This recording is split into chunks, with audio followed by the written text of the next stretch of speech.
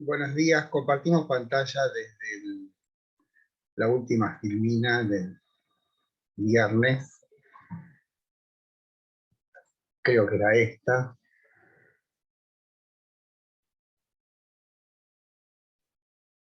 Bueno, habíamos dicho que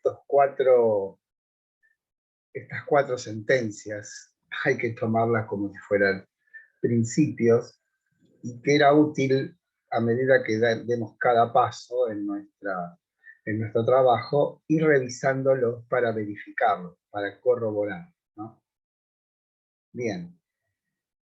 Estábamos entonces en la lógica trascendental, estábamos en la parte de la lógica trascendental llamada analítica de los conceptos, donde lo que buscamos eran formas últimas, pero formas últimas referidas a ese aspecto del conocimiento humano que es el entendimiento. Y ya es una muletilla decir el entendimiento es la facultad de los conceptos. Esas formas últimas, atómicas, quiero decir que ya no pueden escindirse, son o deben ser conceptos puros. Digamos, en principio, a priori, como le gustaría a Kant, que este puro, que todavía no está demostrado, pero la exigencia de acceder a lo universal a través de lo particular demanda necesariamente una instancia no empírica. Lo otro de lo empírico es lo puro.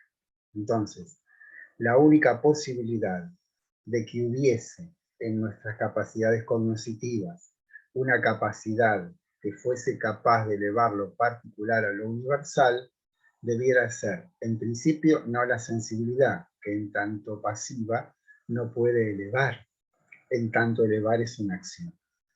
Y el otro aspecto del conocimiento, que es el entendimiento, la facultad de los conceptos, que sí es una actividad, recuerden que la actividad conceptual preeminente es la, bueno, usemos la palabra subsunción, o dicho en una perífrasis, la capacidad del concepto de poder unificar lo múltiple que nos es dado en la intuición. Entonces, la única posibilidad de que exista en nosotros esa capacidad de elevar a universal debe ser llevada por conceptos. Y en tanto lo universal es diferente de lo empírico, la única posibilidad que queda es que eso que eleva a universal sea puro. ¿No? Pero todavía no está demostrada, entre comillas, la pureza de estas nociones conceptuales que son las categorías. ¿No? Bueno, volvamos un poco al principio. Esto es como las revoluciones siempre vuelven al origen. Recordemos que es en los juicios donde reside la verdad. Y el asunto de Kant es descubrir cómo es posible que nuestro entendimiento haga posible que haya conocimientos universales y necesarios. Este propósito se expone en la pregunta que sigue a ¿qué puedo conocer?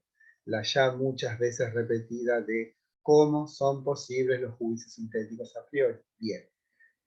Kant no clausura su acción indagatoria descubriendo cuáles son los factores, los conceptos que hacen posibles dichos juicios, sino que extiende su tarea de determinar cómo esos conceptos puros, idénticos a sí mismos, trascendentales, inmutables, son capaces de determinar algo que, como la experiencia, se muestra siempre variable y contingente. No solo el qué, sino el cómo. Bien, digamos que pedagógicamente es útil mostrar, de un modo muy sintético por supuesto, en una secuencia de proposiciones las diferentes instancias que nos llevan a determinar por qué y cómo son esos conceptos y no otros los encargados de esta tarea de elevar, ¿no? Pero tengamos en la mente el hecho de que el juicio consiste en una acción, el juzgar es una acción, y es una acción naturalmente llevada a cabo por el entendimiento, y siendo que el entendimiento está constituido por conceptos, el hecho de la existencia de un juicio, digamos, de algún modo declara la exigencia de que haya una acción unificante necesariamente llevada a cabo por conceptos. Entonces, esta es la secuencia. Conocer es juzgar. Juzgar es una acción. Si es una acción, debe surgir necesariamente del entendimiento. La sensibilidad es pasiva. Siendo que solo hay dos capacidades cognitivas, y siendo una pasiva, bueno. Siendo que el entendimiento es la facultad de los conceptos, los que llevan a cabo la acción de juzgar deben ser conceptos. Debiéramos entonces determinar cuáles son los conceptos que hacen posible la acción de juzgar. O sea, ya sabemos unas cuantas cosas. Tenemos un hecho que debemos de dilucidar. Sabemos con qué contamos para la posibilidad de dilucidar ese problema. Hemos descartado una instancia posible que es la sensibilidad.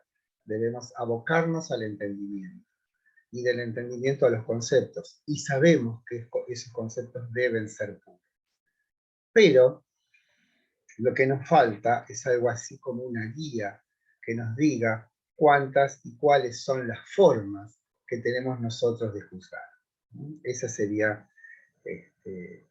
como digamos, el camino regio que nos llevaría al establecimiento de esas nociones conceptuales puras.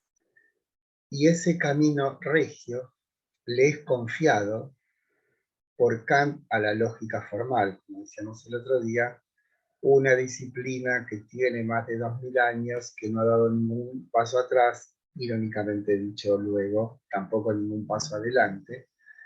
Y esta confianza en la lógica formal es que esta disciplina, digamos, tiene de alguna manera una ventaja, una facilidad, que es estar inmediatamente en contacto con sus propios instrumentos, con sus propios objetos. Y estos, lo hemos dicho, son términos, proposiciones y razonamientos. Entonces se trata de preguntarle a la lógica formal cuántas y cuáles son las formas de juzgar, porque justamente las proposiciones son los juicios. Ahora bien, leemos, ¿dónde podríamos encontrar las formas de juzgar? Digo formas porque no se trata de los juicios proferidos, sino de, en caso de que exista una colección de las formas que agrupase a todos los juicios posibles. ¿Existe alguna disciplina que tenga como misión determinar lo que se pregunta? Por supuesto, la lógica formal, en quien Kant afirma que más de 2000 años no ha dado ningún paso atrás, aunque no dio ningún paso adelante. La lógica se ocupa de lo que hay en el pensamiento, no desde el punto de vista del contenido, sino de su forma. Y lo que hay son términos, proposiciones y razonamientos. Los segundos son los que nos interesan, porque las proposiciones, en Kant recordemos juicios, son aquellas estructuras lingüísticas de las que se puede predicar la verdad o la falsedad, no de los términos a los que se prescribe si están bien o mal utilizados, ni los razonamientos que no son verdaderos o falsos, sino válidos o inválidos. Una última precisión. Se trata no de todos los juicios, sino de juicios enunciativos, aquellos que sirven para describir y validar un estado de cosas. El cielo está azul, no del cielo, por ejemplo, no de los juicios que se emiten para dar una orden o determinar un estado de cosas. Os declaro marido y mujer. Esa tabla habrá de contener entonces todas las formas de juzgar. Esto es, todas las modalidades a través de las cuales se puede decir algo de algo. Y ese es nuestro propósito, porque lo que intenta Kant es establecer, repito aunque canse, cómo conocemos, entendiendo por conocimiento el científico. Y este es para Kant, de un modo paradigmático, la física de Newton, la físico-matemática de Newton. Bien, acá tienen, bueno, estos los cuadritos, ¿sí? ven que ahí están agregadas las categorías que no hemos dicho todavía cómo se transita de la una a la otra, pero una vez que la lógica mediada por Kant nos ha establecido, nos ha mostrado cuáles son las formas posibles de juzgar, de esas formas posibles de juzgar debemos nosotros inferir que a la base de cada forma de juzgar debe haber un tipo de enlace. Y sabiendo que el enlace es una acción, también llamada subsunción o síntesis, insisto, sabiendo entonces que a la base de toda forma de juzgar subyace un enlace, porque un juicio es un enlace, esas formas conceptuales que están a la base de todas y cada una de las formas de juzgar son las categorías, o los conceptos puros del entendimiento. Entonces ahí ven como Kant, con absoluta precisión y rigor, apunta a este descubrimiento de cuáles son esas nociones últimas conceptuales puras que constituyen la estructura no solamente del pensamiento, sino de la realidad, ¿no? Que obviamente es obra del pensamiento. Bueno, por más vueltas que le demos, esto es así. Es muy difícil de rebatir. Por lo menos esto que dice que los juicios son según la cantidad, según la cualidad, según la relación y según la modalidad. Todos los hombres son mortales, por ejemplo, es desde el punto de vista de la cantidad universal. Desde el punto de vista de la cualidad es afirmativo. Desde el punto de vista de la relación es categórico, vamos a decir por qué. Y desde el punto de vista de la modalidad es acentódico. Pero si yo dijese, algunos tucumanos son argentinos, ya eso sería particular. Si yo dijera, no sé, Maradona es argentino, sería singular. Esta estructura como que no deja posibilidad alguna de fuga, ¿no? En el sentido de que haya una omisión o un error. Y vamos a esto porque el cielo es azul es categórico. ¿Y por qué tiene que ver con la sustancia y el accidente? Porque justamente cuando nosotros le asignamos un determinado predicado a un sustantivo, lo que estamos haciendo es, desde el punto de vista conceptual puro, diciendo que el sujeto a la sustancia A, le compete, le corresponde, le es inherente el predicado B.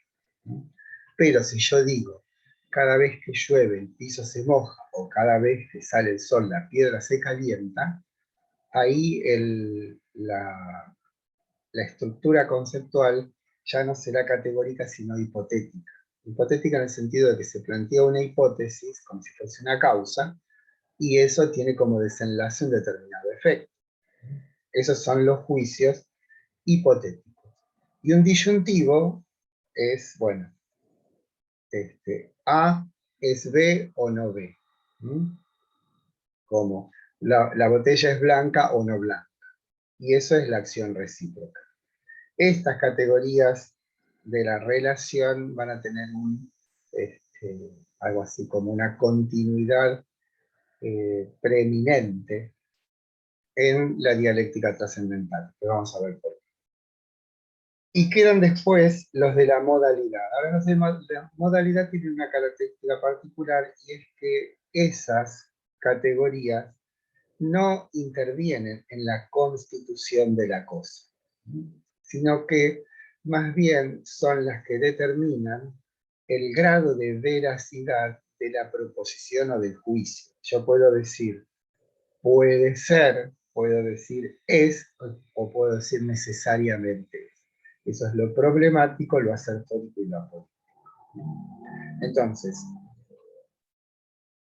una vez que Kant ha determinado la necesidad de que esos conceptos formas de enlace deban ser puros, busca un camino para determinar con absoluta claridad, con absoluta certeza, con absoluta seguridad, cuáles son esos conceptos. Y para poder determinar cuáles son esos conceptos, lo que va a hacer es, de algún modo, preguntarle a la lógica formal para que lo ilustre acerca de cuántas y cuáles son los modos de juzgar.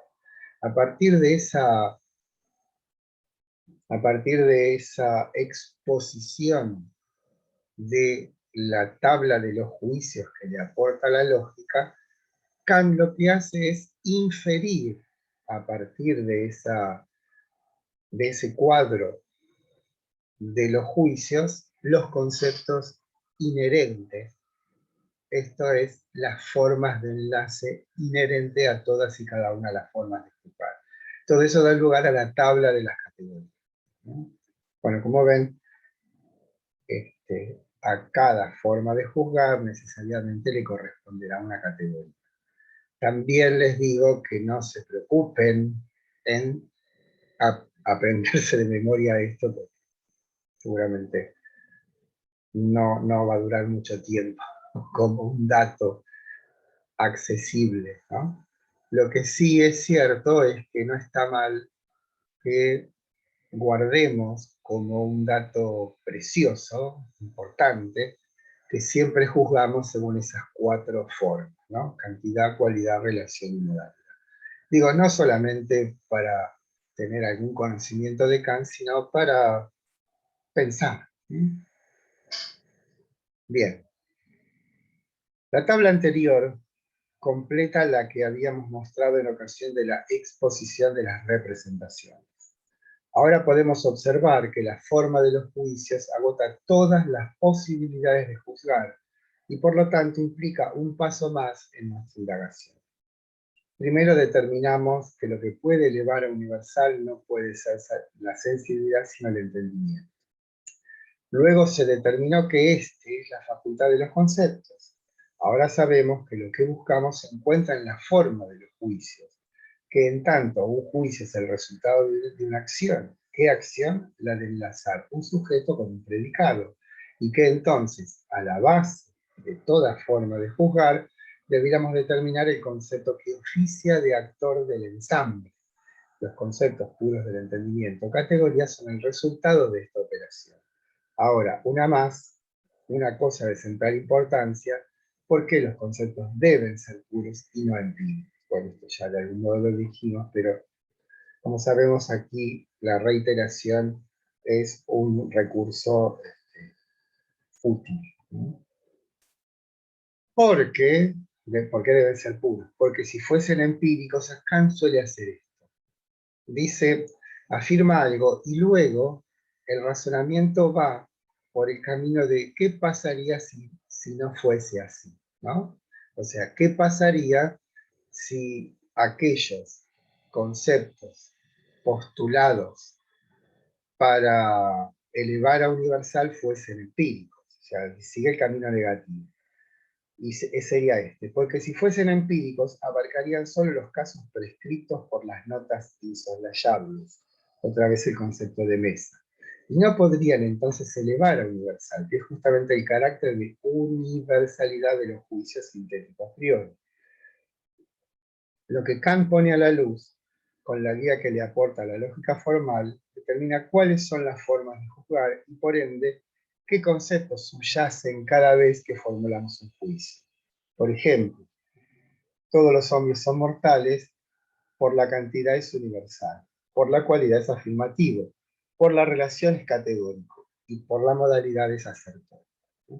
Pero si ustedes ensayan, van a ver que no va a haber ningún juicio o proposición que no entre dentro de esta trama. Bueno, no hemos hablado todavía. ¿Alguna pregunta?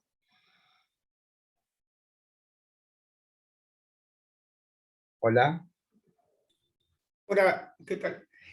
No, los conceptos puros serían las categorías. Es lo mismo, sí. Es lo mismo. Sí, son términos absolutamente equivalentes.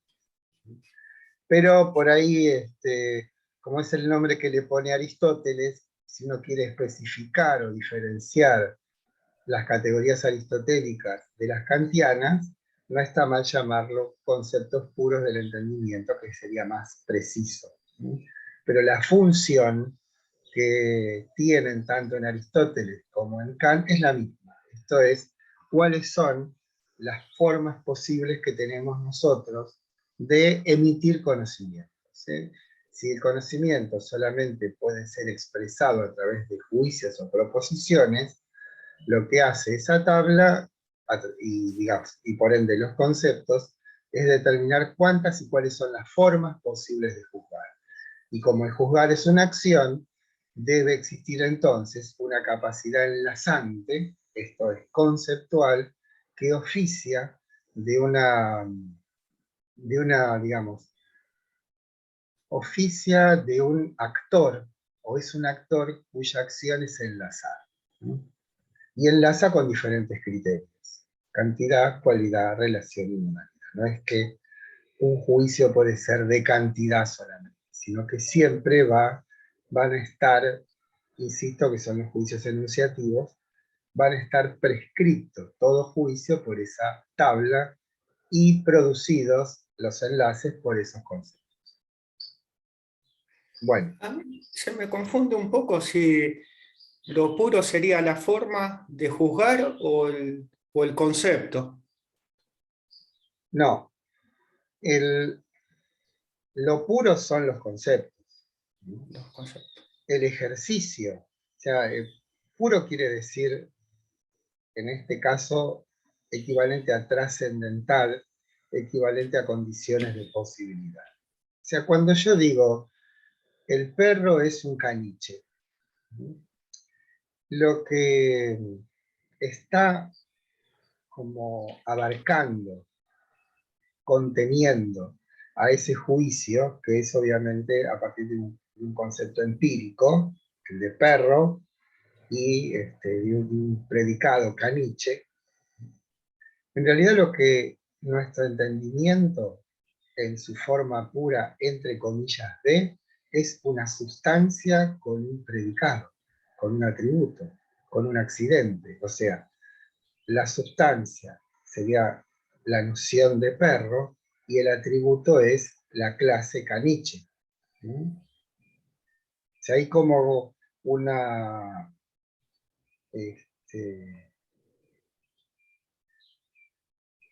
una noción omniabarcadora que contiene en sí a todo posible juicio de este tipo. Esa es la categoría. Lo que, independientemente de qué sea lo ensamblado, si perros, cielos o átomos, en un juicio, el ensamble está amparado, abarcado, sostenido, asistido por estos conceptos puros. Porque en última instancia, cuando yo, insisto, digo A es B, lo que estoy haciendo es asignándole a un determinado sujeto un determinado predicado. Y esa es la forma que tiene nuestra manera de conocer, a través de juicios. Y lo puro es esta capacidad de albergar o contener a toda posible o todo posible juicio, donde lo que hacemos es predicar una cualidad o un predicado de algo. Lo que hace el juicio empírico es determinar con precisión aquello que queremos decir, pero todo eso está como omniabarcado por una estructura que dice todo A es B, o algún A es B, o este A es B. No sé si me explico. Sí.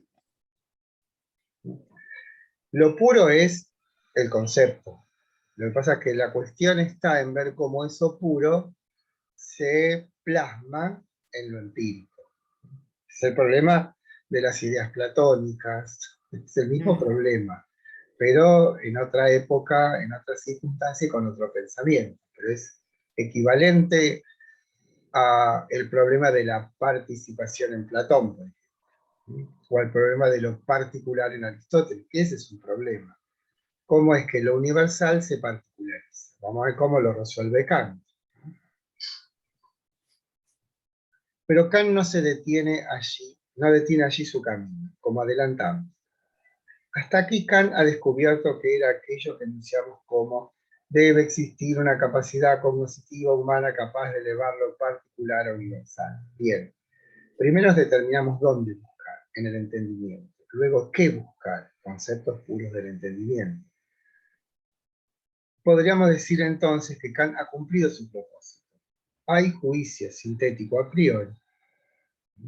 Lo múltiple de la experiencia, con su inherente carácter fragmentario, es por la acción de un cuerpo de conceptos puros elevado a juicios universales y necesarios. O sea, ahí estaría, Kant podría haber cerrado su carpeta y decir, bueno, acá hasta aquí llegué. Pero, como sabemos, no le interesa tanto el qué, sino el cómo. Kant ha determinado el qué, y se decide a lo más arduo, el cómo. Podríamos decir que se terminó la etapa del inventario. Ya conocemos las formas últimas, tanto de la sensibilidad como del entendimiento. Queda ahora mostrar cómo lo múltiple de la experiencia puede ser abarcado por la unidad de los conceptos. En esta tarea, y casi inesperadamente, aparece un nuevo elemento y de vital importancia. Y aparece en el apartado que tiene fama, bien merecida, de ser la parte más difícil de la crítica: la deducción trascendental de las categorías. Esto es importante para entender el término y por qué le puso ese nombre a esta importantísima parte de la crítica. Deducción no debe tomarse en sentido lógico, como el procedimiento de las ciencias formales de extraer de una proposición otra que posee el mismo valor de verdad y orientado a una demostración. Kant le da el carácter jurídico que tenía esa palabra y que se aplicaba a la colección de fallos o documentos que validaban una disputa territorial, por ejemplo. Se trata entonces de recolectar elementos verosímiles que nos demuestren cómo nuestro entendimiento hace que lo múltiple de la experiencia se asocie con la unidad de las categorías. Ahora viene el problema, ¿no? Porque hasta ahora lo que hemos hecho es esta tarea de inventariar. Para inventariar, o mejor dicho, inventariar lo que encubre es una palabra más técnica, que es una analítica. La analítica es la tarea que consiste en la búsqueda de elementos últimos, ya no es sin límites. El primer paso de esta analítica es decir, hay sensibilidad y entendimiento. Si en la sensibilidad buscamos las formas últimas, espacio, tiempo, intuiciones puras. Si en el entendimiento, conceptos puros del entendimiento. Pero eso ha sido una tarea preparatoria. Ha sido justamente la tarea que consiste en saber con qué contamos para conocer. Pero ahora viene lo más arduo, porque el conocimiento nunca será según la sensibilidad y según el entendimiento. Siempre se nos da en la experiencia cotidiana, cualquiera que ella fuese, bajo la fusión de estos dos elementos. ¿No? Nunca, salvo en esta ficción de la rapsodia de sensaciones, ¿no? Que en realidad es simplemente un ejemplo que ilustraría qué nos pasaría si el entendimiento no funcionase. Todo aparecería como un caos, ¿no? Pero de hecho, nuestra experiencia en general no es caótica. Y no es caótica porque está regida por una legalidad, y esa legalidad le viene necesariamente del entendimiento. Entonces, una vez que hemos establecido cuáles son las nociones puras, tanto intuitivas como conceptuales, la tarea que viene ahora es cómo efectivamente se fusionan, se complementan, les son inherentes una a otra la sensibilidad y el entendimiento. Y el problema es que, el mismo que tuvo Descartes, y el mismo de Platón, de la participación, ¿cómo es posible que un cuerpo de nociones conceptuales puras pueda absorber, pueda comprender, pueda subsumir, pueda sintetizar lo múltiple de la sensibilidad, porque las nociones conceptuales puras son independientes del tiempo. La experiencia no las produjo y por lo tanto tampoco la experiencia las modifica. En cambio, el orden de la sensibilidad, como ya sabemos, es mutable, fragmentario, finito, podemos decir. Entonces, la tarea ahora será cómo es que esas nociones se aplican a lo múltiple de lo sensible. O sea, esa es la tarea principal, el cómo. Bueno, vayamos por partes. Lo inesperado, dicho en la filmina anterior, es el yo pienso. Bueno, aquí aparece un nuevo actor, que no es ni la sensibilidad ni el entendimiento. Bueno, vamos a ver si podemos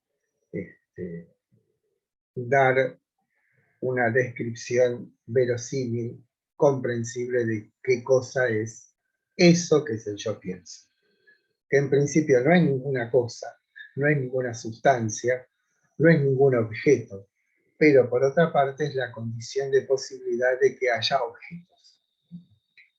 Yo pienso, el yo pienso, que debe poder acompañar todas mis representaciones. Si no pudiera acompañarlas, las representaciones no podrían ser pensadas, ya sea porque fuesen en sí mismas imposibles o porque no fuesen nada para mí.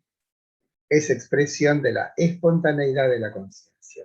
No contiene nada empírico. Esto está tomado de Kant mismo. Pero bueno, vamos a ir avanzando. La cuestión en este caso es que uno, a través de una reflexión, se dé cuenta de que en esa misma reflexión, o en toda percepción, o en todo recuerdo, o en toda imaginación, está siempre presente un algo que unifica y ve todo aquello que está ocurriendo. Es como si dijéramos, ¿cómo me doy cuenta de que el tren pasa? Es porque yo no paso. Y ese que no pasa, ese es el yo pienso. Es el que está ahí, siempre presente, idéntico a sí mismo, que por una parte hace posible que haya experiencia, y por otra parte hace posible que esa experiencia, a su vez, remita a una suerte de testigo permanente que es el yo pienso. Que no es el yo empírico, no es Eduardo Oswald, no es Pablo, no es ese particular que todos y cada uno somos, sino que aquel que en última instancia hace posible que seamos. Digo que hace posible porque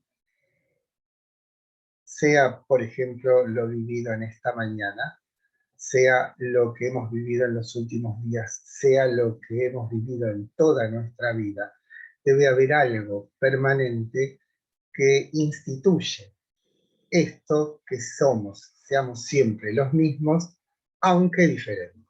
O sea, no, aquello que permite que nos reconozcamos, a pesar de lo múltiple que implica la experiencia vivida, en estos que somos, en estos individuos que somos.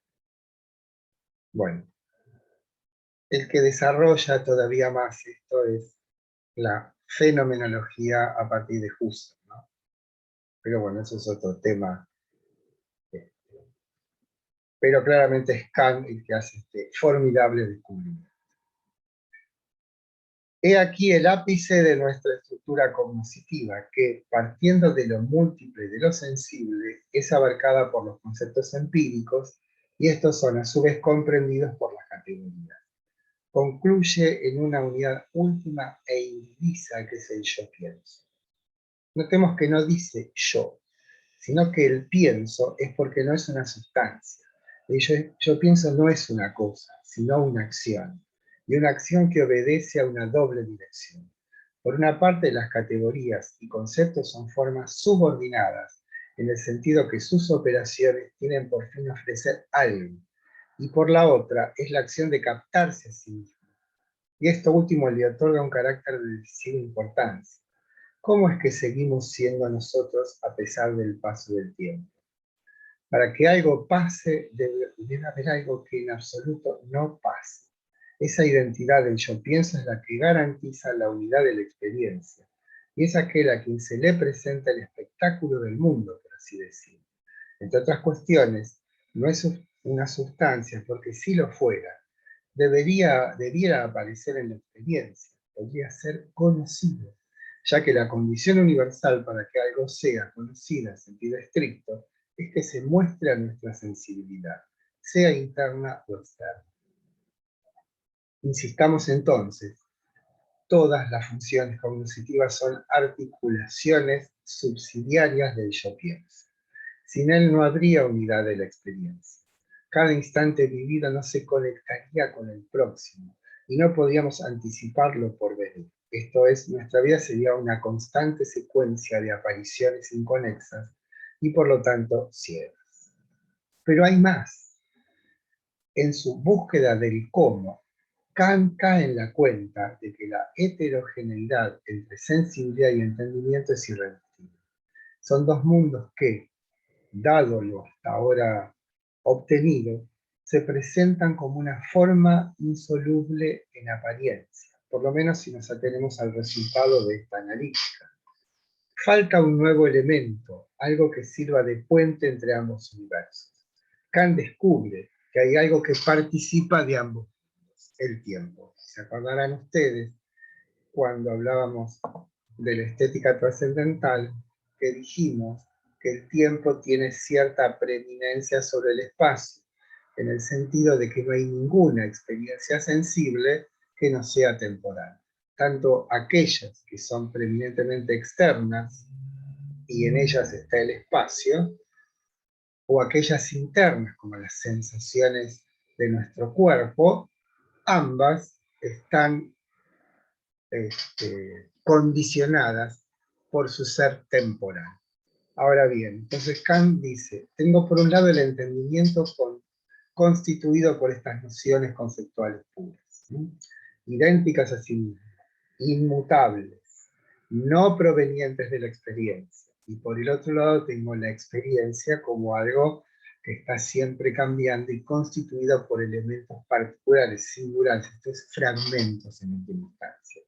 Fragmentos en el sentido de que yo veo un caniche, como decíamos recién, y eso es una forma fragmentaria de la noción de perro.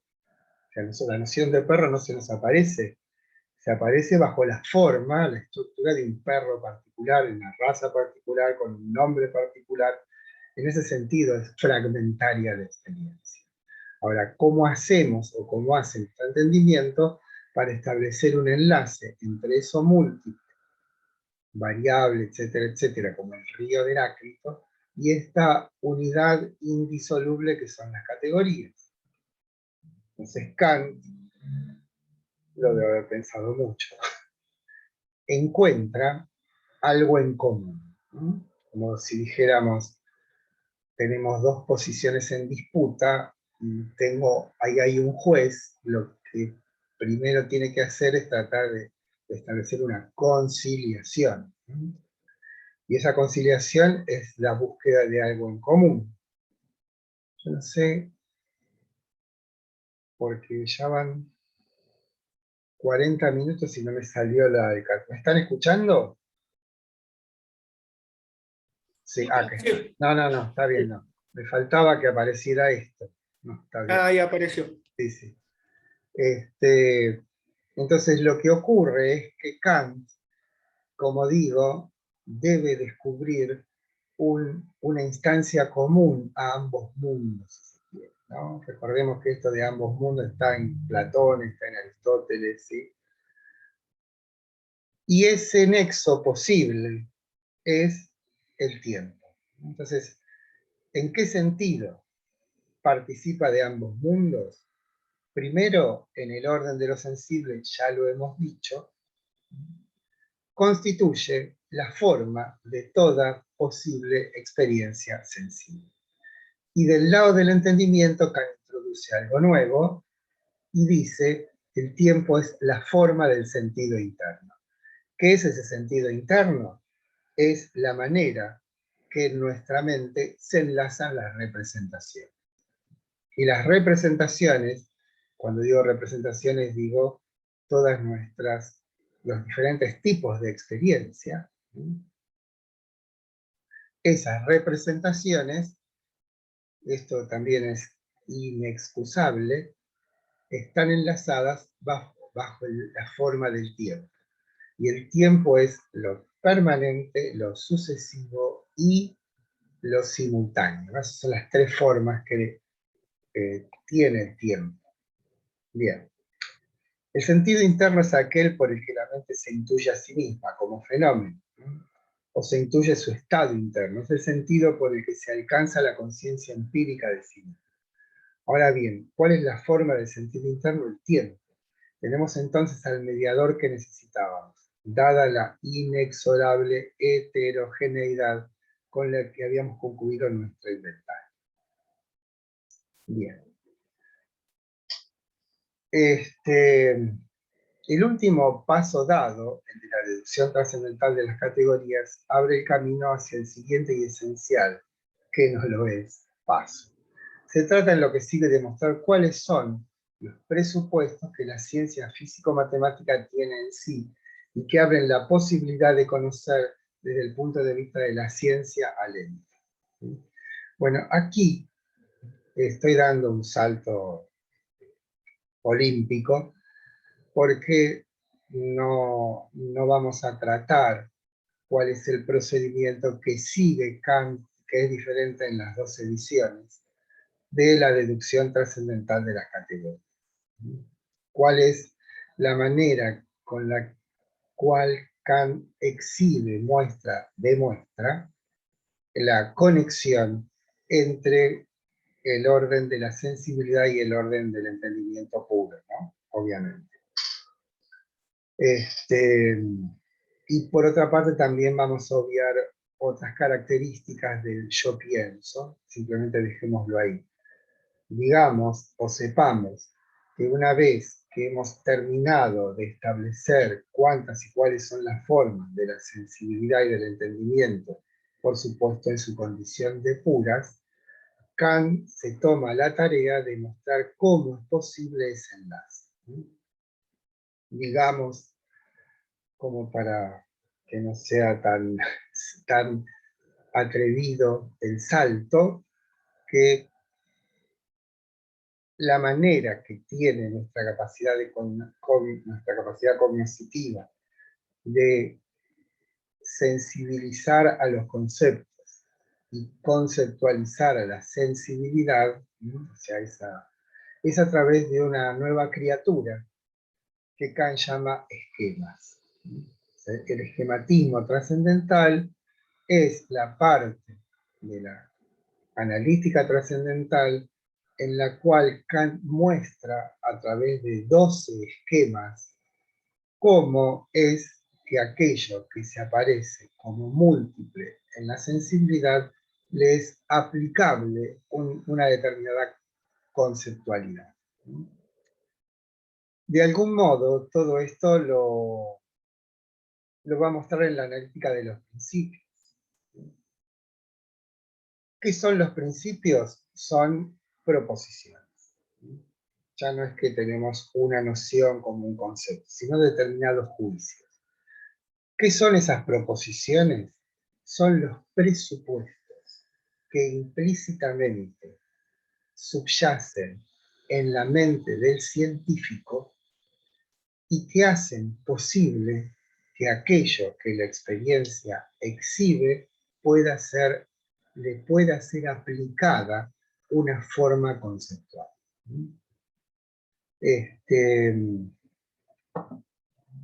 Hay bibliotecas de esto, pero en última instancia lo que nos resulta útil, o nos resultará útil saber es, en nuestra capacidad cognitiva hay una serie de principios que vuelven al ente susceptible de ser conocido.